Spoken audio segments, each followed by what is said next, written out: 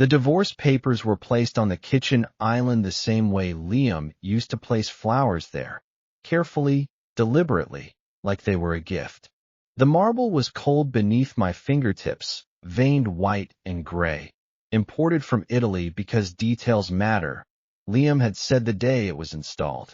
He had stood behind me then, arms wrapped around my waist, chin resting on my shoulder, as we admired the finished penthouse. His empire, our future. Now the only thing resting on that same marble was a stack of cream paper, edges aligned with surgical precision. No wrinkles, no hesitation, just a signature waiting for mine. I stared at his name at the bottom of the last page, Liam Harrington.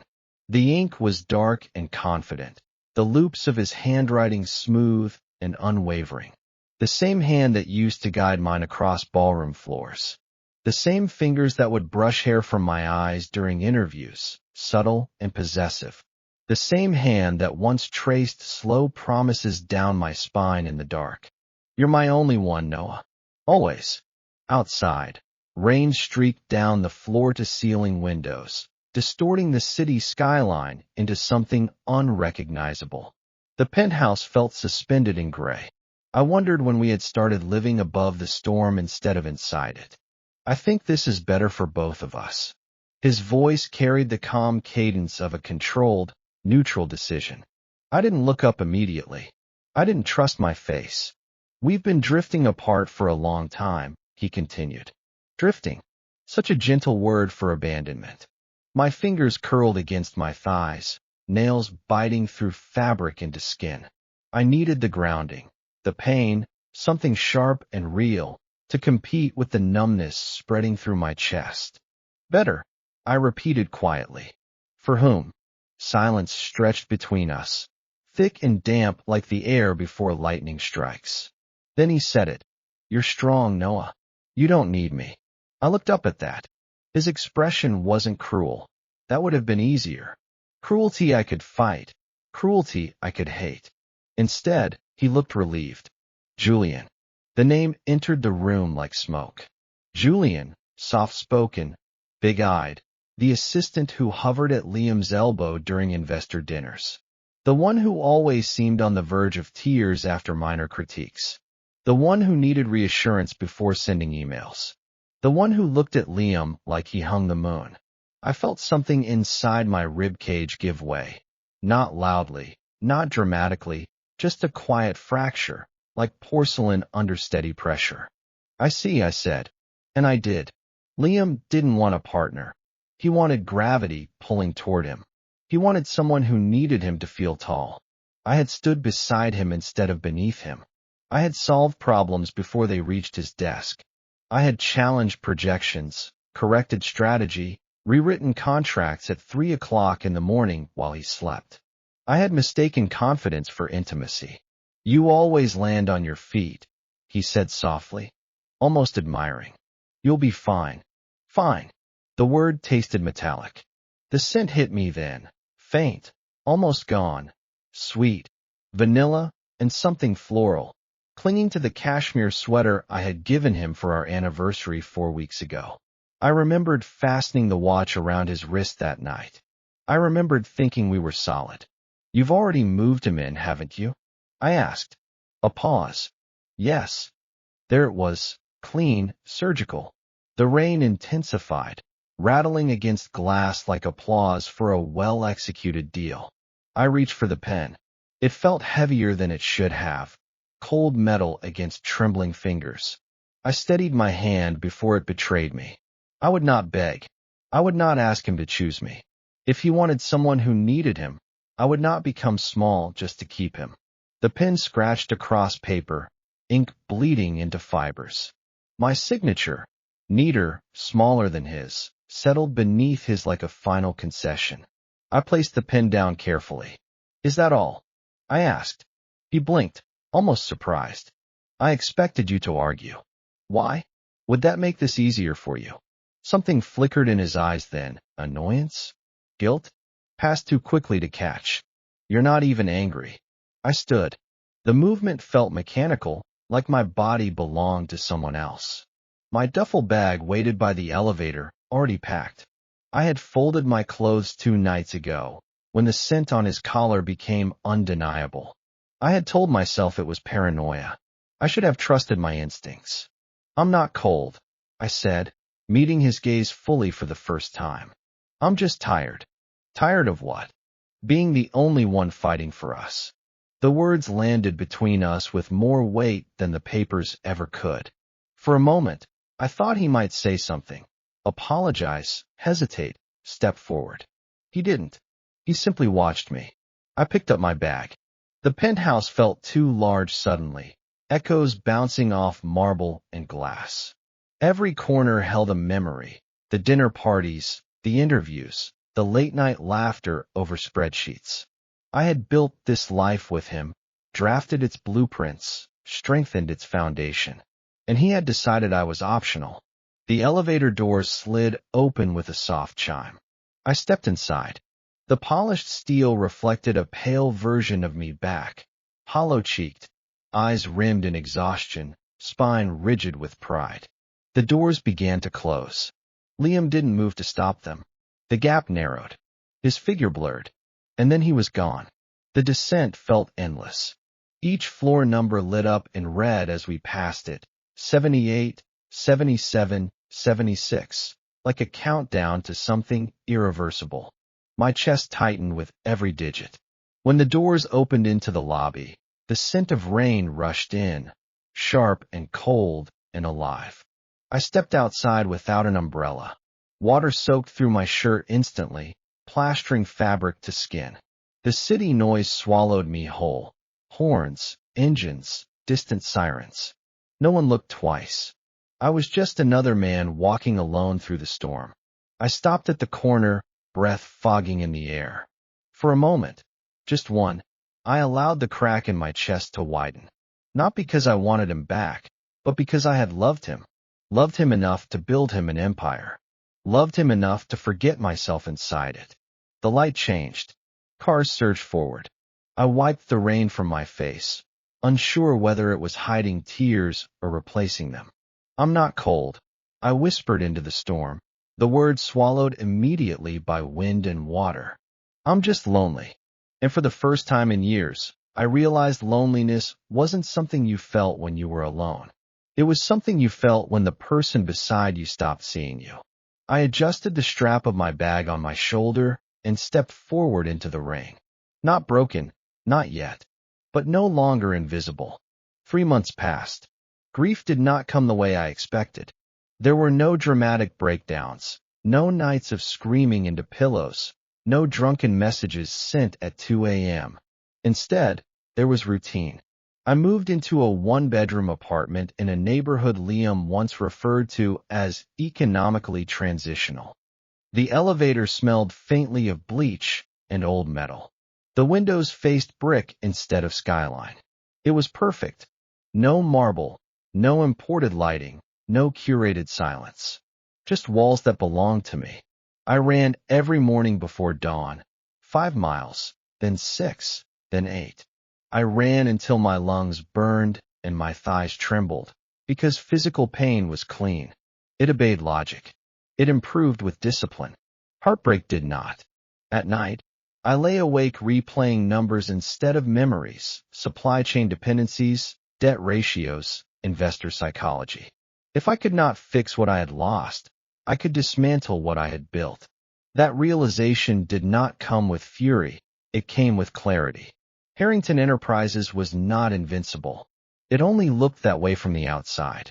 And I knew exactly where the beams were weak. On a cold Tuesday in October, I walked into Thorne Enterprises. The building was all black glass and vertical ambition, rising like a blade through the financial district. Harrington had always called it ostentatious, which meant he feared it. The lobby hummed with quiet power, no excess chatter, no decorative ego, just efficiency. When the receptionist asked for my name, she didn't blink when I gave it. Of course she didn't. Noah Harrington was still a recognizable name in financial circles. The elevator ride to the 78th floor felt different from the one I had taken 3 months ago in Liam's penthouse. That one had been descent. This one was ascent. The doors opened directly into Alex Thorne's private office. He was standing at the window, hands clasped behind his back, watching the city like it owed him something. He didn't turn when I entered. I wondered how long it would take, he said. I stopped 2 steps inside. You knew I'd come. You designed Harrington's risk architecture, he replied evenly. You're not the type to disappear quietly. Only then did he turn. Alex Thorne did not radiate charm the way Liam did. There was no polished smile waiting to disarm me, no warmth manufactured for optics. He was stillness, controlled, heavy, intent. His gray eyes scanned me once, assessing changes. You've lost weight, he observed. I've lost patience. A faint flicker in his gaze, interest. I walked forward and placed the black folder on his desk. He didn't touch it immediately. What is this? A structural audit of Harrington Enterprises. He watched me for a long moment before opening it. The room was silent except for the faint rustle of paper. Inside the folder, unsecured foreign logistics contracts, a supplier over-reliance clause buried in year 3 projections, a debt covenant dangerously close to breach if quarterly growth dropped below 6%. A Japanese expansion partnership Liam had rushed without cultural due diligence. Each weakness circled in red, not chaotic, not emotional, precise. Alex flipped through 3 pages before looking up. Why? The question was simple. The answer wasn't. Because I built it, I said. And I know how to unbuild it. That's not what I asked. The air shifted. He wasn't interested in tactics yet. He was measuring motive. I held his gaze. He didn't lose me, I said quietly. He replaced me. Alex's expression didn't change, but something sharpened behind his eyes. And you want revenge.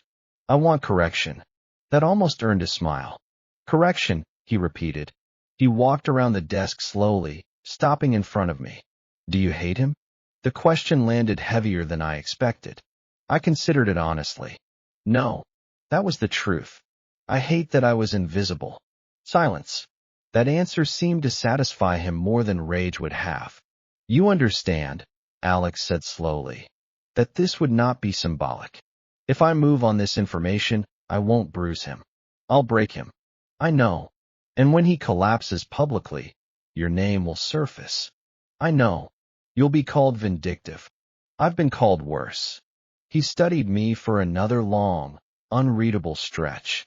You loved him, he said finally. Yes. And you can still do this? Yes. That was the first lie I told in that office. He must have sensed it, because his next question was softer. Are you sure this is what you need? The room felt suddenly smaller. I hadn't expected that, not from him. I swallowed. No, I admitted. It was the first honest thing I'd said since walking in. But it's what I'm choosing. The corner of his mouth lifted, not in amusement, in approval. Good, he said. I don't hire people who run on impulse. He closed the folder. You're not here for pity, and I'm not in the habit of offering it. I'm not here for sympathy, I said evenly. I'm offering leverage. And what do you want in return? Position, autonomy, authority to execute. You don't want money. I can earn money. Another measured silence. You're not a victim, he concluded. No. You're a weapon. There it was, clear, unromantic, exact. And you're the only one positioned to use me properly. A beat passed. Then, you're hired. But he didn't offer his hand.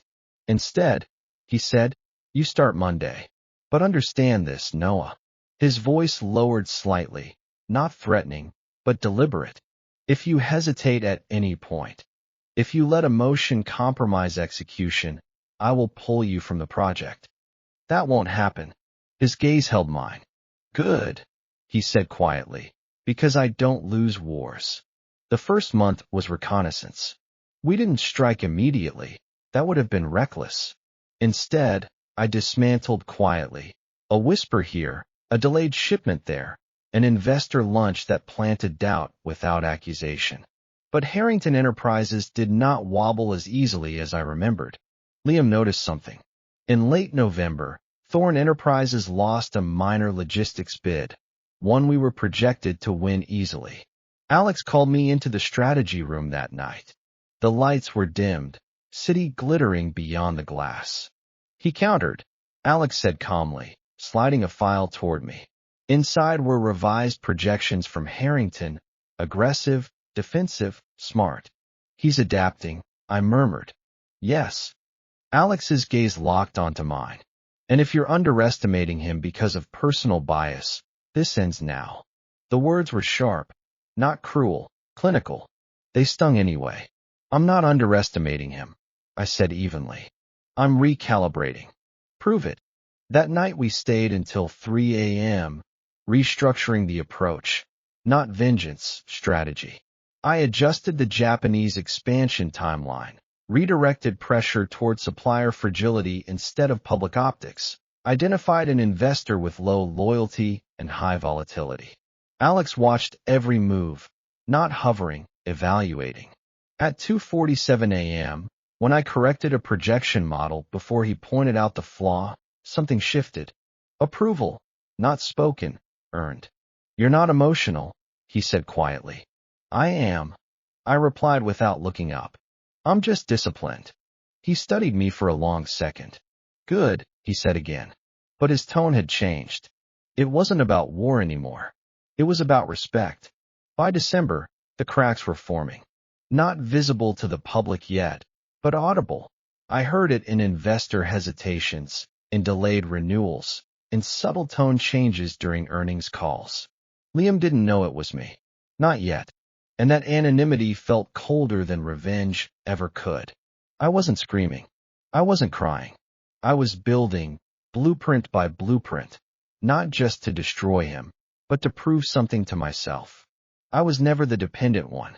I was the foundation. And foundations don't beg to be chosen. They hold the weight of everything until they decide not to. I became indispensable. That was the first mistake. For 5 months, I moved through Thorn Enterprises like a quiet correction in a flawed equation. I didn't seek visibility. I didn't ask for recognition. I optimized contracts, rerouted before risk surfaced, renegotiated suppliers without noise, redirected investor anxiety into long-term loyalty.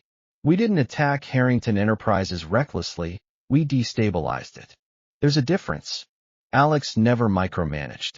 He observed. He listened. He intervened only when precision was required, which meant when he did speak, it mattered.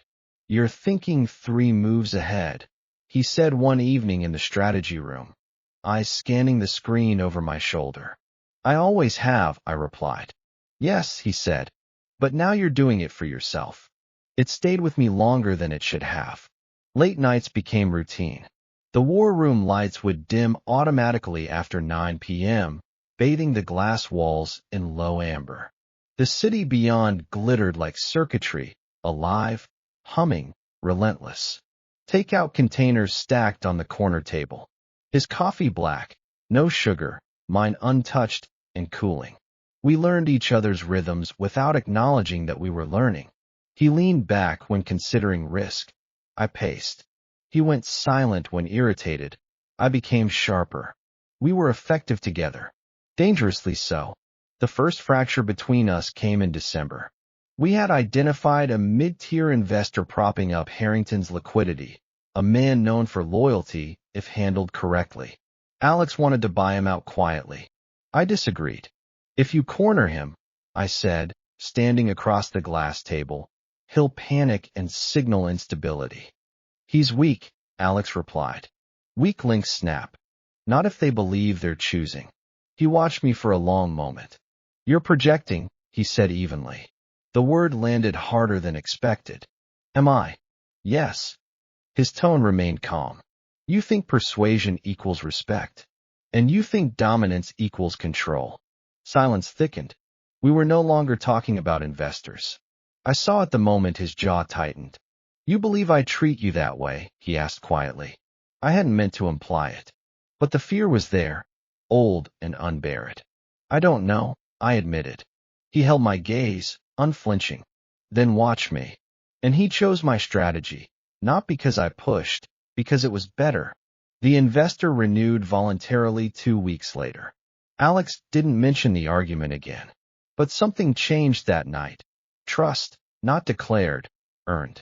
By January, the Japanese expansion deal became critical. Harrington Enterprises was betting heavily on Osaka. If that partnership solidified, their Asian foothold would stabilize. If it collapsed, the ripple would be catastrophic. We prepared for weeks. Cultural research, corporate etiquette, historical sensitivities, lineage acknowledgement. I spoke Japanese fluently, something Liam had once praised publicly and never acknowledged privately. Now it became leverage. Osaka greeted us with cold air and sharper expectations.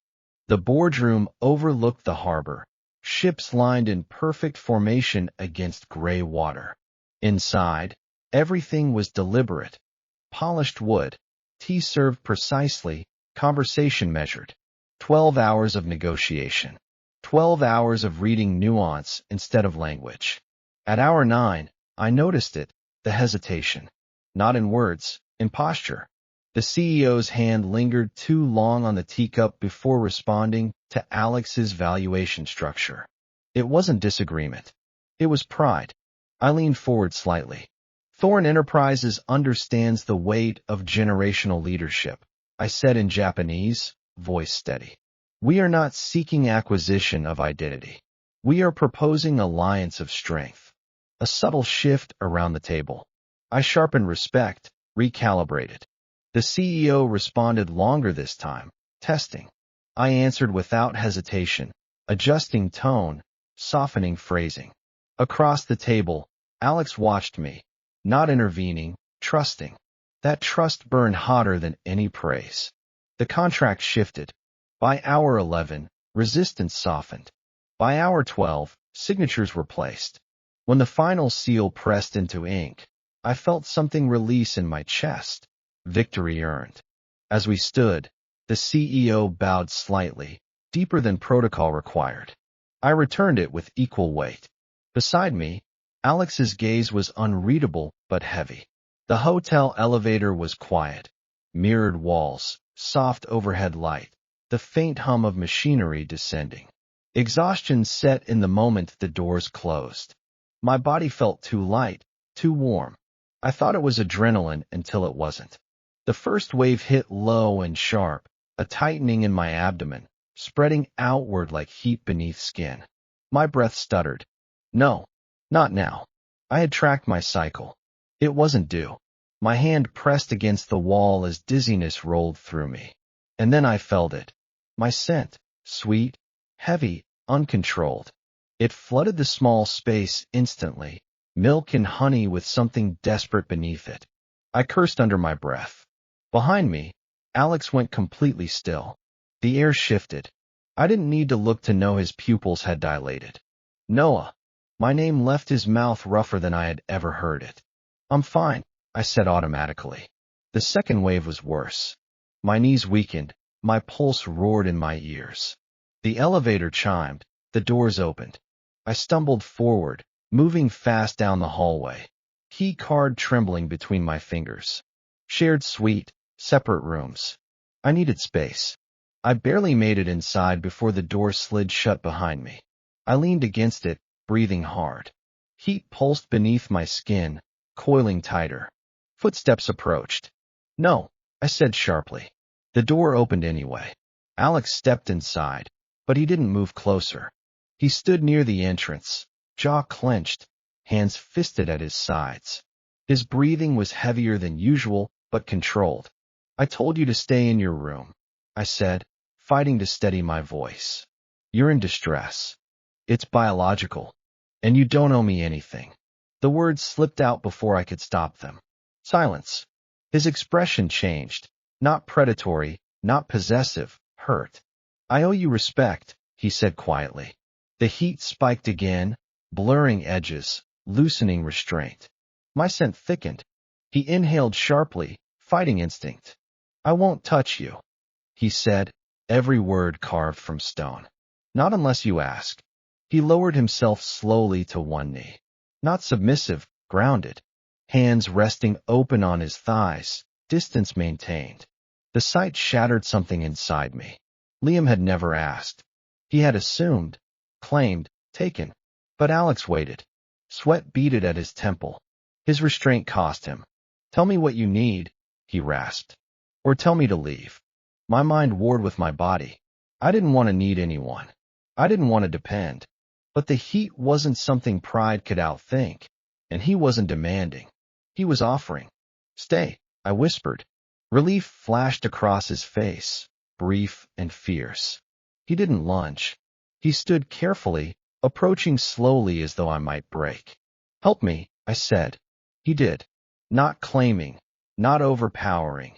Every touch was deliberate, questioning. When his hands settled at my waist, he waited. When his mouth brushed my neck, he paused. Consent layered over instinct. For the first time in my life, heat didn't feel like surrender. It felt like choice. He anchored me through it, steady, present, never once taking more than I offered. When the storm inside my body finally broke at dawn, it was his heartbeat I heard first, strong, measured, unhurried. I fell asleep against him. Not claimed, held. Morning came with clarity and fear. Because biology was one thing, emotion was another. And I had felt both. New York felt colder after Osaka. Not physically, internally. The moment we landed at JFK, reality returned like a hard hand. Hotel corridors, foreign air, heat-drenched confession. Those belonged to somewhere else. This was home. And home had consequences. I avoided him. Not dramatically, professionally. I sent reports through assistants instead of walking them up myself. I scheduled meetings that didn't require direct collaboration. I kept conversations clipped, precise, sterile. He didn't call it out at first, which made it worse. Every time I entered a room and felt his gaze lift, steady and searching, my chest tightened. I told myself it was rational. What if Osaka had only been instinct for him? What if it had been obligation? What if he regretted it, but was too honorable to say so? I had survived being unwanted once. I would not survive being pitted. On the fourth night back, a storm rolled over Manhattan. Wind howling between buildings. Rain battering the glass walls of Thorne Enterprises like something desperate to get inside. Most of the office had left hours ago. I stayed, spreadsheet open, numbers sharp and unforgiving. I focused on debt restructuring projections I didn't actually need to review. The lights were dimmed to night mode, low amber pools across dark floors. And then the air changed. Cedar, ozone, and something edged with restraint. The door closed, not slammed, closed. I didn't look up. "I'm working," I said evenly. Silence. "Look at me." His voice was not loud, but it was command threaded through silk. My fingers froze over the keyboard. I forced them to move again. "I'll send the final projections in the morning." Footsteps, measured. He stopped in front of the desk. "Look at me, Noah." The second time, it wasn't a request. My heart kicked hard against my ribs. I lifted my head. He looked controlled, too controlled. Jaw tight, shoulders rigid, hands braced on the edge of my desk like he was holding himself in place. "You're avoiding me," he said. "I'm not. You walked out of the break room yesterday. I had a call. You rerouted 3 meetings that required both of us. I delegated." His eyes darkened slightly. "You haven't looked at me since Osaka." The word hung between us, Osaka. Heat. His hands on my waist. His breath against my skin. My throat tightened. "I'm focused," I said. "On what?" "Work." A beat of silence. Then something snapped, not loudly, but enough. He moved around the desk, not aggressively, deliberately. I stood instinctively, putting space between us, pacing toward the window. The storm outside blurred the skyline into streaks of silver and black. "I don't know what you want from me," I said quietly. "I want you to stop pretending it didn't happen." The directness hit harder than accusation would have. "It was biology," I said. His expression shifted, cold disbelief. "Is that what you think it was?" "Heat." "It was more." My breath came unevenly. You don't know that. I do. You can't. My voice cracked on the last word. He stilled, and for the first time since entering the room, his anger faltered. What are you afraid of? He asked quietly. Everything. I stared at the storm instead of him. I can't be someone's obligation. I won't. You think I felt obligated? I think you're honorable. He let out a short breath, almost humorless. That's worse. I turned then. He was closer than I realized. Not touching, but near enough that the air between us felt charged. You think I knelt because I had to? He asked. The memory slammed into me. Him on one knee, hands open, asking permission. You were in distress, he continued. I would do that for anyone. The words stabbed deeper than intended. For anyone, I repeated. His eyes sharpened instantly. That's not what I meant. But it's true. Silence stretched. He took one step closer. I didn't retreat. If it had been someone else in that room, he said carefully, I would have made sure they were safe. Safe. Of course he would. He was that kind of man. And that's what I was, I said. A responsibility. His restraint cracked then, not explosively, but visibly. His hand shot out, not grabbing me, but bracing against the window beside my head. The sound of palm against glass echoed in the office. You were not a responsibility, he said, voice rougher now. The alpha edge surfaced for the first time. Not dominance, intensity. I have wanted you for months. Before Osaka. Before the heat. He continued. I watched you rebuild yourself from nothing and never once ask for sympathy. I watched you challenge me without flinching. I watched you refuse to bend. His breathing was heavier now. And you think I touched you out of obligation? My pulse thundered. I don't know what to think, I admitted. The confession felt like blood drawn. He closed his eyes briefly, as if steadying himself. When he opened them again, the anger was gone. Only something raw remained. I wake up reaching for you, he said quietly. The vulnerability in that admission shattered something inside me. I replay every conversation. I calculate your mood when you walk into a room. I know the exact second you tense before speaking. He stepped back then, giving me space. If you regret it, he said, voice low but steady, tell me. I will bury it. I will never bring it up again. That hurt more than anger ever could. But don't pretend I imagined it.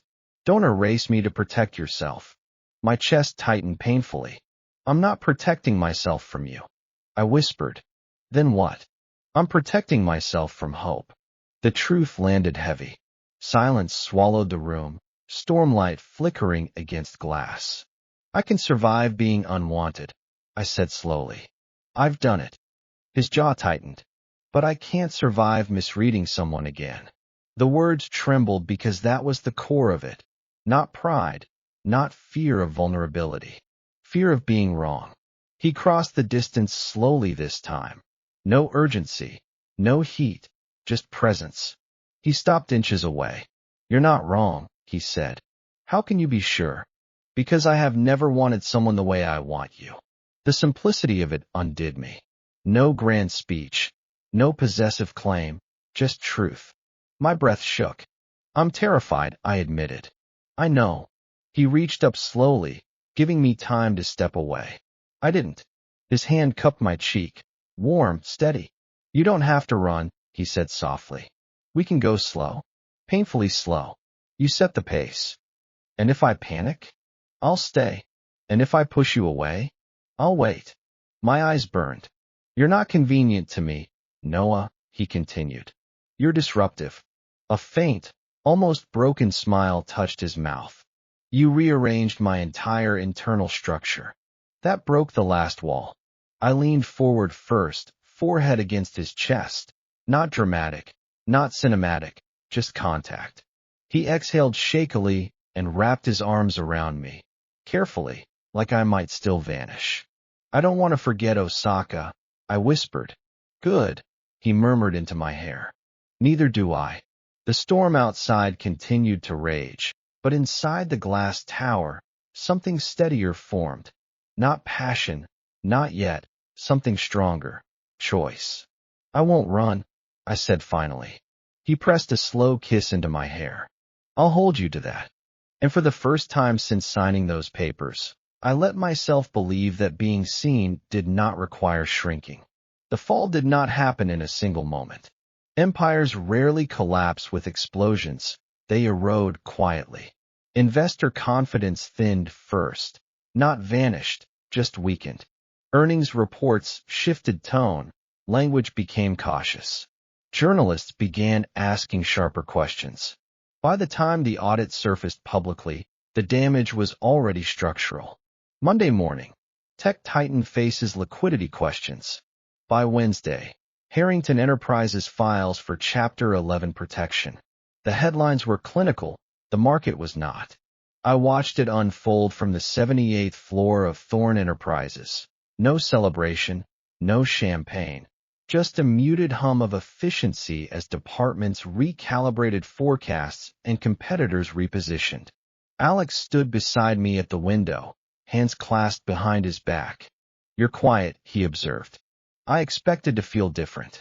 I searched for it. Vindication, triumph, relief. What I found instead was something heavier. It feels final, I said. He nodded once. Yes. Not victory, finality. 3 days later, Liam walked into the lobby.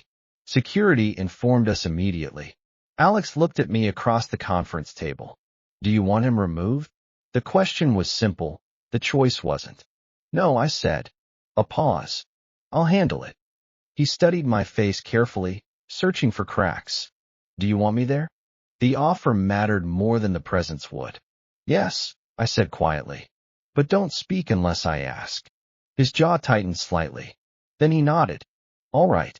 The lobby of Thorne Enterprises was all glass and steel, too transparent for lies. When the automatic doors opened, Liam stepped inside like a man entering unfamiliar territory. He looked thinner. His suit was expensive but ill-fitted now, shoulders slightly slumped, dark circles hollowed his eyes. He had always moved like the world adjusted for him. Now it didn't. He saw me immediately. Hope flared across his face, desperate, unguarded. Noah. The way he said my name almost made me step back. Not because I wanted him, but because memory is a dangerous thing. He approached quickly, ignoring the subtle shift of security nearby. You look well, he said, as if that were an accusation. I am. His eyes flickered at that. He glanced behind me. Alex stood a few steps back, not looming, not possessive, present. Liam noticed. Something fragile shifted in his expression. We need to talk, he said urgently. We are. Not here.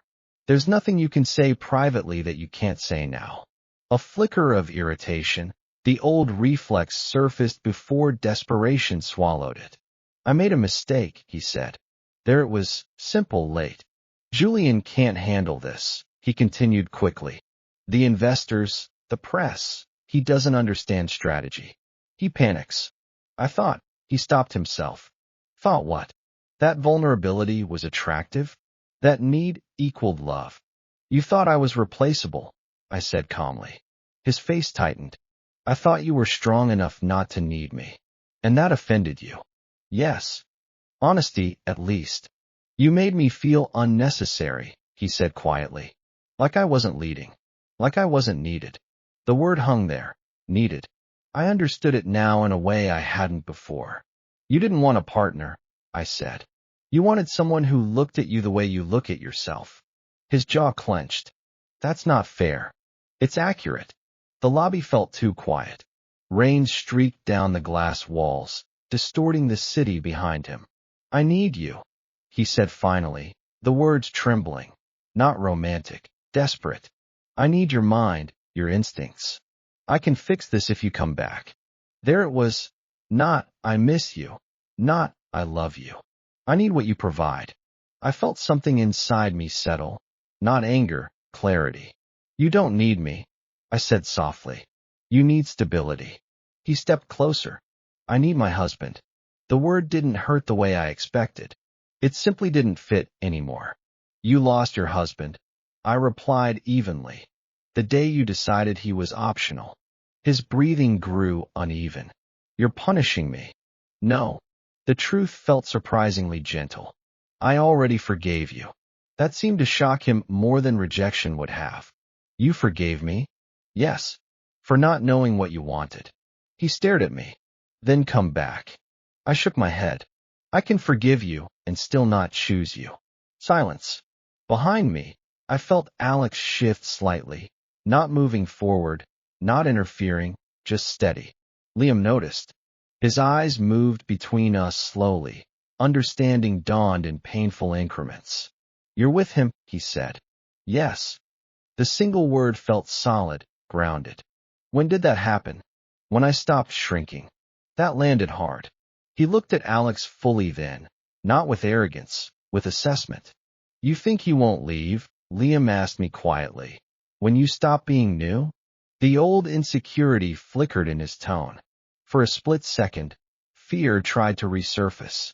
Alex spoke before I could. One thing. He said calmly, voice carrying without raising volume. Liam looked at him. I don't need him to be smaller for me to feel larger. The statement was simple, unembellished, absolute. Liam's face faltered. For the first time since entering the building, he looked tired instead of frantic. He's dismantled everything, Liam muttered. No, I corrected gently. You built it on ego. I just removed the illusion. The words weren't cruel, they were accurate. His shoulders sagged. And there's nothing I can say? I looked at him. Really looked at the man I had loved, at the ambition that had once inspired me, at the insecurity that had rotted something vital. No, I said. The finality was quiet. He stood there for a long moment. Then slowly, he nodded, not in agreement, in resignation. Goodbye, Noah. Goodbye, Liam. He turned and walked toward the doors. No dramatic pause, no backward glance. Just a man leaving a building that would never belong to him again. The doors closed. The lobby exhaled. I didn't realize I was shaking until Alex stepped closer, not touching, waiting. Are you all right? He asked softly. I watched the rain for a moment longer. Yes. Surprised me, but it was true. I thought I'd feel something louder. You felt it already, he said. Felt what? Letting go. His hand settled lightly at the small of my back. Not claiming, grounding. I leaned back slightly into his warmth. No hesitation, no fear. Revenge had been a bridge, necessary to cross, but not a place to live. I built something stronger this time, I said quietly. He looked down at me. Yes, he agreed. We did. And for the first time, the future didn't feel like strategy. It felt like choice. The house was quieter than the city, not silent, alive. Morning light filtered through sheer curtains, pale gold and gentle. The air carried the faint scent of cedarwood and fresh coffee. I stood barefoot in the kitchen, one hand resting unconsciously on my stomach. It had started as exhaustion, then nausea, then a subtle, terrifying recognition. Not again, I had thought at first. Not after everything. My reflection in the dark window looked different, softer, maybe, or maybe I was just more aware now of how fragile happiness could be. Behind me, footsteps. Alex didn't announce himself. He never needed to. He slid his arms around my waist from behind. Careful, always careful. His palm flattening protectively over my abdomen. You didn't sleep, he murmured against my hair. I did. You drifted. A faint smile. Semantics. His hand remained there, steady, grounding. You're scared, he said quietly. It wasn't a question. Yes. There was no reason to pretend otherwise. Pregnancy had once been tied to betrayal, to abandonment, to humiliation whispered behind closed doors. This time was different. But memory is stubborn. What if I fail again? I asked. He turned me gently to face him. You didn't fail, he said firmly. I wasn't enough. You were too much. For someone who wanted less. That landed deeper than comfort. He brushed his thumb along my jaw, studying my face as if committing it to memory. We do this together, he continued. Every appointment, every night you can't sleep, every fear. You don't carry it alone. The word alone softened something inside me, because that had been the real wound, not Liam. Isolation. The clinic was bright and clinical, white walls, quiet machines, the faint antiseptic tang in the air.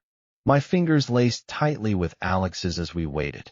He didn't check his phone, didn't take calls, didn't glance at his watch. The world could wait. When the technician spread the cool gel across my stomach, I inhaled sharply. Alex's grip tightened.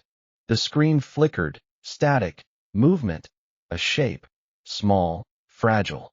My heart began to pound so loudly I could hear it in my ears.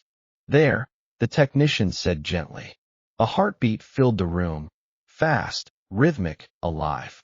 The sound split something open inside me. Tears blurred my vision instantly. Alex didn't speak. He just lifted my hand to his lips and pressed a quiet kiss against my knuckles. The technician adjusted the wand, paused, tilted her head, then smiled. Well, she said carefully, it looks like there are two. I blinked. I'm sorry. She turned the monitor slightly. 2 flickers, 2 rhythmic pulses, 2 tiny, determined heartbeats echoing through the sterile room like defiance. For a second, I couldn't breathe. 2. The word was enormous, terrifying, miraculous. Alex went completely still. Then I felt it, the tremor in his fingers. 2, he repeated softly. The technician nodded. Congratulations. The sound that left me wasn't laughter, wasn't sobbing. It was something between disbelief and awe. Alex leaned forward, forehead resting lightly against mine. Of course, he whispered, almost reverently. You would give me twice the future. I laughed through tears. You're not intimidated? Terrified, he admitted calmly. But in a good way.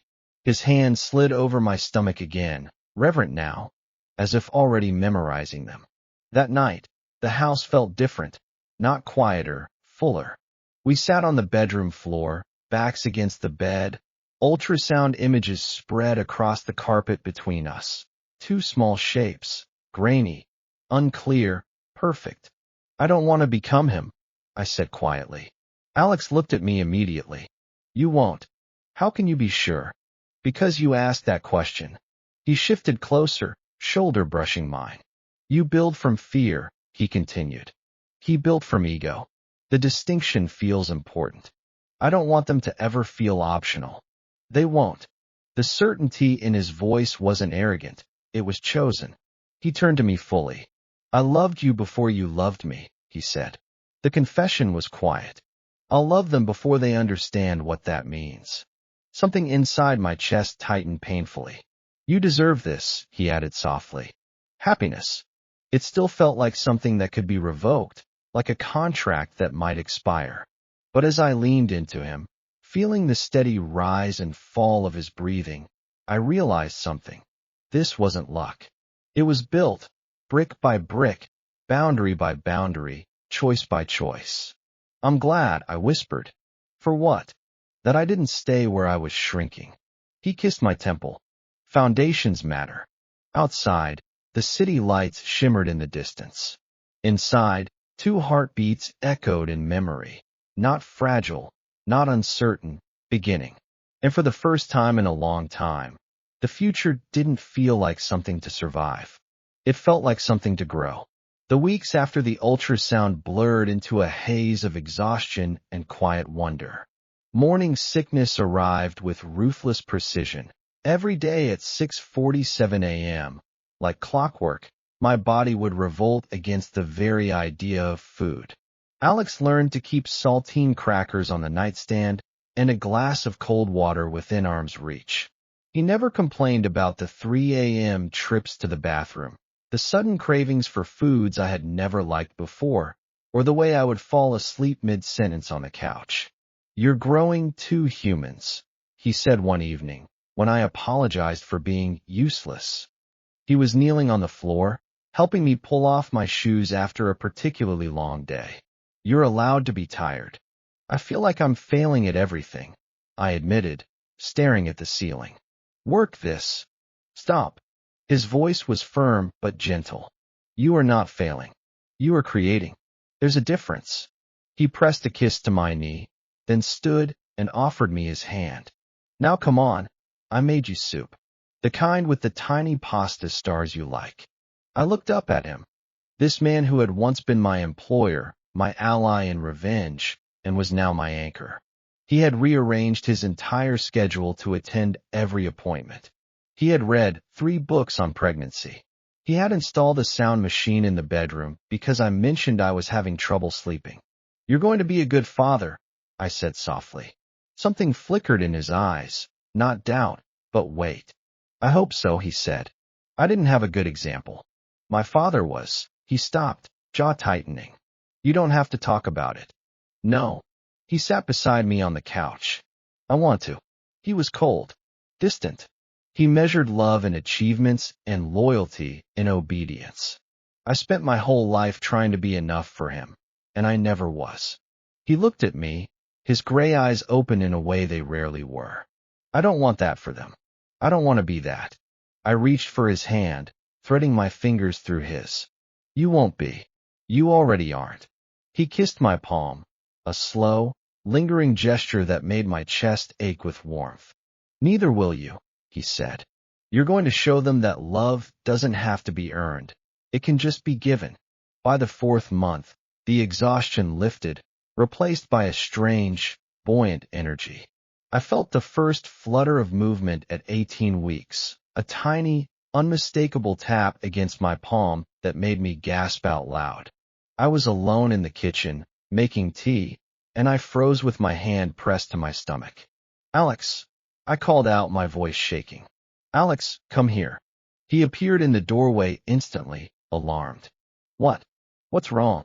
Nothing, feel this. I grabbed his hand and pressed it to my belly. We waited. Nothing. I felt a surge of frustration. They were just. Then it came, a soft, rolling shift against his palm. Alex went completely still. His eyes widened, the color draining slightly from his face as he looked from my stomach to my face and back again. That's, his voice cracked. That's them. Yeah, I whispered. That's them. He dropped to his knees in front of me, pressing his forehead to my belly. His shoulders shook once, twice. When he looked up, his eyes were wet. I didn't know it would feel like this, he said, his voice raw. I didn't know I could feel something like this. I ran my fingers through his hair, overwhelmed by the tenderness of the moment. Neither did I. He stayed there for a long time, his hands cradling my stomach, speaking to the babies in a low, murmured voice. Words I couldn't quite catch but felt in the vibrations against my skin. It was the first time I saw the future not as a distant possibility, but as a living, breathing reality. We started building the nursery in the 5th month, a room at the end of the hall that had been used for storage. Alex insisted on painting it himself, rolling up his sleeves, and spending an entire weekend covered in pale blue and soft yellow. I supervised from a rocking chair he had ordered online, eating pickles straight from the jar and offering unsolicited commentary. The trim needs another coat, I said. The trim is fine, he replied, wiping sweat from his forehead with the back of his hand. The trim is uneven. He sighed, but he was smiling. You're insufferable. You love me. Against my better judgment. He came over and kissed me, paintbrush still in hand, leaving a smudge of blue on my cheek.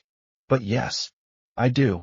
We filled the room with 2 cribs, identical, side by side, and a dresser with tiny onesies in every color. Alex's mother, who had been distant for years, sent a hand-knitted blanket and a letter that made him cry in the study for an hour. He never showed me the letter, but he held me tighter that night than he ever had before. Family is complicated, he said finally, but I want ours to be different. It will be, I promised, because we're going to choose it. Every day. The 9th month was brutal. My body felt like an overstretched vessel, my back ached constantly, and the twins' movements had become less graceful kicks and more violent jabs that made me gasp at random moments. I couldn't sleep, couldn't find a comfortable position, Couldn't even tie my own shoes without a 15-minute struggle. Alex took over everything: cooking, cleaning, work. He hired a temporary assistant to handle the day-to-day operations of Thorn Enterprises, and I caught him multiple times practicing diaper changes on a stuffed bear in the nursery. "I saw you," I said one evening, leaning against the doorframe. He froze, the bear halfway through a change. "You saw nothing. You were talking to it. This is the wipes. This is the cream. You are going to be so clean." He set the bear down with exaggerated dignity. "I was conducting research. Research. Thorough, extensive research." He crossed to me, his hands settling on my swollen belly. "And you're not supposed to be up. You're supposed to be resting. I missed you." The words came out softer than I intended. "I know you're in the next room, but I missed you." His expression softened. He pressed a kiss to my forehead, then my lips, lingering. "I'm not going anywhere," he said. "I'm right here. I'll always be right here." The labor started at 3 a.m., 3 weeks before the due date. I woke with a sharp, cramping sensation that spread across my lower back, different from the Braxton Hicks I'd been having for weeks. I lay still for a moment, counting through it, hoping it would fade. It didn't. "Alex," I said, my voice tight. "Alex, wake up." He was awake instantly, his hand finding mine in the dark. "What is it?" I think. Another contraction hit, stealing my breath. "I think it's time." He didn't panic. He didn't freeze. He moved with the same precise efficiency he brought to everything, calling the doctor, grabbing the hospital bag, helping me into the car. His hand never left mine the entire drive, his grip steady and grounding even as the contractions intensified. "I've got you," he said over and over. "I've got you. You're doing so well." The hospital room was bright and sterile, filled with nurses who moved with practiced calm. I was lost in the rhythm of contractions, the ebb and flow of pain and release. Alex was there through all of it, holding my hand, wiping my forehead, feeding me iced chips, telling me I was incredible. "You're going to meet them soon," he murmured against my temple. "The little ones you've been carrying for so long. They're going to be so beautiful, Noah. Just like you." Hours passed. The twins were stubborn. One in particular seemed determined to stay put. But eventually, the moment arrived. I pushed through exhaustion, through pain, through the last reserves of strength I had. And then, crying. Loud, indignant, alive. "One," the doctor said, lifting a squalling bundle. "A boy." The nurses cleaned him, wrapped him, placed him on my chest. He was perfect, dark hair, scrunched up face, tiny fists waving. I looked at him and felt something crack open in my chest, something I hadn't known was still closed. "Hi," I whispered, my voice breaking. "Hi, little one." Alex was beside me, his hand cupping the back of the baby's head, tears streaming down his face. "He's beautiful," he said. "He's so beautiful." 10 minutes later, his brother arrived, smaller, quieter, but just as fierce. He didn't cry as loudly, but he opened his eyes almost immediately, dark gray eyes that looked up at me with the same intensity one saw every day in Alex's gaze. "Two," the doctor announced. "Two healthy boys." They were both in my arms now, tiny and warm, their heartbeats against mine. Alex wrapped his arms around all of us, his body shaking with silent tears, his voice rough as he said, "Thank you. Thank you for this." I laughed through my own tears. "Thank you for staying." "Always," he promised. "Always." We named them Samuel and Sebastian. Sam for Alex's grandfather, and Sebastian because I'd always loved the name. They were born at 5:47 and 5:58 a.m., respectively, on a Tuesday, into a world that had never felt less dark. The hospital room was quiet, save for the soft hum of monitors and the occasional whimper from the bassinet beside the bed. Alex had finally fallen asleep in the chair next to me, his head lolled back, his hand still loosely holding mine. I couldn't sleep. I kept looking at the bassinet, at the two tiny bundles wrapped in white, their faces peaceful in sleep. Sam had Alex's nose, Sebastian had my mouth. They were so small, so fragile, and I was overwhelmed by the weight of responsibility. What if I failed them? What if I couldn't protect them from the world, from the shadows that still lingered? What if I didn't know how to be what they needed? As if sensing my distress, Sebastian stirred, a soft whimper that turned into a quiet cry. I reached for him, lifting him carefully against my chest. His eyes blinked open, those gray eyes, and he quieted almost immediately. "Hey," I whispered, stroking his cheek. "I'm here. I've got you." He gurgled, a soft sound that was almost a coo, and I felt something settle in my chest, a certainty that hadn't been there before.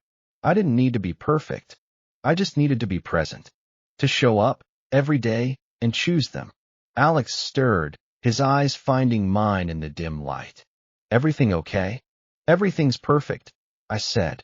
"Go back to sleep." He smiled, soft, exhausted, full of love, and closed his eyes again. I held Sebastian until he drifted back to sleep, then placed him gently beside his brother. The room was quiet, the night was still, and for the first time in my life, I felt like I was exactly where I was meant to be. The first month was chaos, beautiful, exhausting, overwhelming chaos. Sam and Sebastian operated on their own schedules, which never seemed to align. I learned to function on 2 hours of sleep, learned to change a diaper with one hand, learned the difference between a hungry cry and a tired one. Alex was a partner in every sense. He took night shifts, changed diapers, walked the babies around the living room at 3 a.m. when they wouldn't settle. "You're incredible," I told him one night, watching him pace with Sam in his arms, singing a lullaby in Italian, a song his mother used to sing to him. He paused, looking over at me. "I'm exhausted." "Me too. But you're incredible." He crossed to me, pressing a kiss to my forehead. "We're incredible. Together." Sam and Sebastian grew faster than I could track. One day they were tiny bundles who couldn't hold their heads up. The next, they were rolling over, sitting up, reaching for toys with determined little hands. They were opposites in every way. Sam was loud, demanding, always hungry. Sebastian was quiet, observant, content to watch the world before he participated. "They're going to be best friends," Alex observed one afternoon, watching them play on the floor. Sam was trying to steal Sebastian's stuffed bear. Sebastian was calmly holding on, unbothered. "I hope so," I said. "They've got each other." That's more than I ever had. Alex looked at me, a long, searching look. "You have us now," he said. "All of us." "I know." I leaned against him, feeling the warmth of his body against mine. "I know." On Sam and Sebastian's first birthday, my phone rang with an unfamiliar number. I almost didn't answer. It was a beautiful spring day, and we were having a small party in the backyard. But something made me pick up. "Noah." The voice was familiar, worn, thinner than I remembered. "It's Liam." The world tilted slightly. I stepped away from the noise, into the quiet of the kitchen. "Why are you calling?" "I know I don't have the right," he said. "I know I lost that right. But I wanted to. I wanted to say happy birthday to them. To the boys." I was silent for a long moment. Part of me wanted to hang up, to protect this new life from the old wounds. But part of me remembered the man I had loved, the man who had been too afraid to choose me. And I realized I didn't hate him anymore. I just didn't need him. "They're doing well," I said finally. "They're happy. I'm glad." His voice cracked. "I'm glad you found someone who sees you, Noah. The way I should have." "Thank you," I said. And I meant it. "Goodbye, Liam." "Goodbye, Noah." I hung up and stood in the quiet kitchen, feeling the weight of that final conversation. It didn't hurt anymore. It was just closure. Alex appeared in the doorway, Sam on his hip, Sebastian clutching his pant leg. "Everything okay?"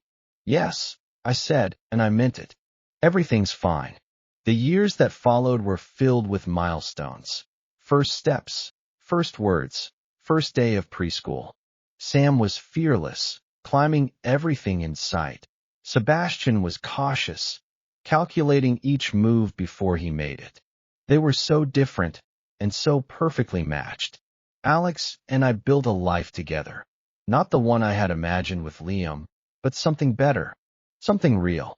The penthouse on the Gold Coast became our home, but it was no longer cold or sterile. It was filled with the chaos of childhood, the warmth of love, the quiet strength of two people who had chosen each other against all odds. I still ran, but now I pushed a double stroller on the lakeshore trail, listening to Sam and Sebastian chatter about dinosaurs and space, and what they wanted to be when they grew up. I still worked, but I had learned to leave the office at a reasonable hour, to prioritize family, to let go of the need to control everything. Alex, for his part, had softened in ways I never could have predicted. He smiled more, laughed more, let himself be vulnerable. He was the kind of father I hadn't known existed, patient, present, deeply devoted. One evening, after the boys were asleep, we sat on the balcony looking out at the city. The stars were faint against the glow of the skyline, but they were there.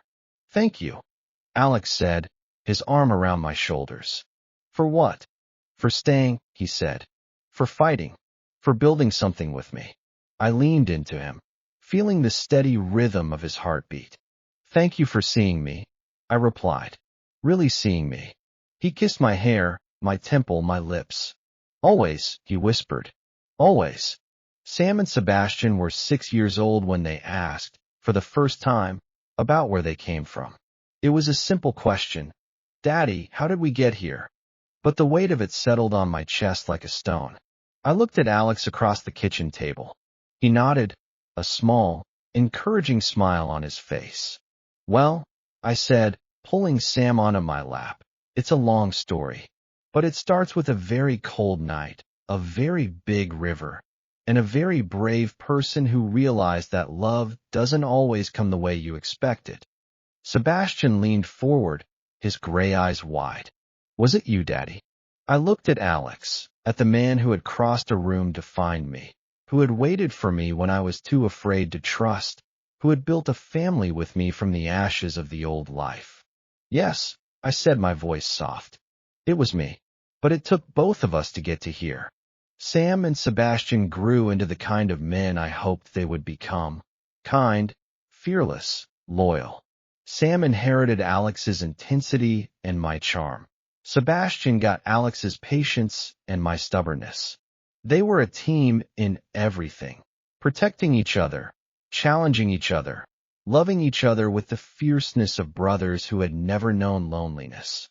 We settled into a quiet but eventful life. I still worked with Alex. We had built something more than a company. We had built a legacy. We took family trips to Japan, to Italy, to the mountains where Alex had grown up. We taught the boys that family wasn't about blood, it was about choice. It was about showing up, even when it was hard. On the night of their 16th birthday, they both came to me separately, first Sam, then Sebastian, to ask about the story of how we met. I told them the full story that night, sitting on the sofa with Alex beside me, holding my hand, steady and present as always. About the storm, the divorce, the war room, the heat, the choice that changed everything. They listened quietly, their eyes wide, and when I finished, Sam said, "So you saved Dad?" "No," I said, looking at Alex. "He saved me." Sebastian smiled. "That's a good story." "It is," Alex agreed. "It's ours.